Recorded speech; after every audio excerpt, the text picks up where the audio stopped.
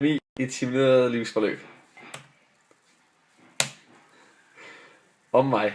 Jeg er en dreng på 16 år, bor i Ejby og født i København. Hvad kan jeg godt tænke mig? Jeg kan godt tænke mig en ny telefon, flere penge i lommen og penge til underholdning.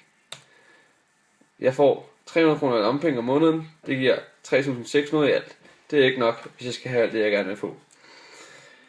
Hvordan kan jeg få penge nok? Jeg kan få penge nok ved at få et arbejde, ved at slå græs, gå tur med hunden, skovle ned om vinteren, eller få et arbejde i en butik. Et lille livsforløb, fase 2. Hvad får jeg af penge? I SU får jeg 2.900 kroner om måneden, og jeg arbejder i 7-Eleven, hvor jeg får 3.000 kroner om måneden. Det er alt 5.900 om måneden. Hvad skal jeg betale? Jeg skal betale husleje til min mor og far, som er 1.000 kroner om måneden, mobilabonnement, hvor 150 kroner om måneden. Så skal jeg betale for tøj, som er cirka 3.000 kroner om måneden. Hold kæft, det er mange penge. Slik, kage, soda, alkohol og så videre.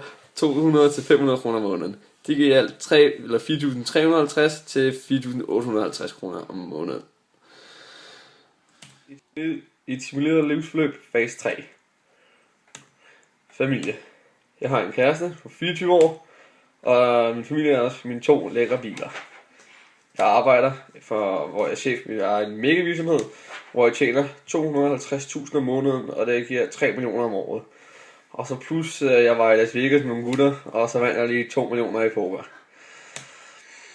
Mine udgifter er mad og benzin, tøj, regninger, og så betaler jeg skat. Et livsforløb, fase 4. I familie har jeg min kone på 46 år, min søn på 22 år og min datter på 16 år. Jeg er blevet arbejdsløs, og det fører til skilsmisse, hvor konen får alt penge og et lækker hus, så jeg står tilbage med få penge, intet arbejde, jeg har mistet min familie og mit hus. Og jeg synes, vi skal køre i en lavkonjunktur, der skal vi køre en vækstpolitik, hvor vi skal lave flere firmaer, så vi får lavet flere jobs, så vi kan få kickstartet økonomien igen. Et simuleret livsforløb, fase 5. Mig. Jeg er 70 år og gift og bor i en 2-værelseslejlighed midt i København.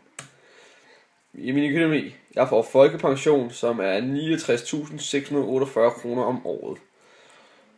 Og hvornår synes jeg, at man skal kunne trække sig tilbage fra arbejdsmarkedet? Det afhænger af, hvilket arbejde man har. For eksempel, hvis man er fodboldspiller, så stopper man imellem 30 og 40 år.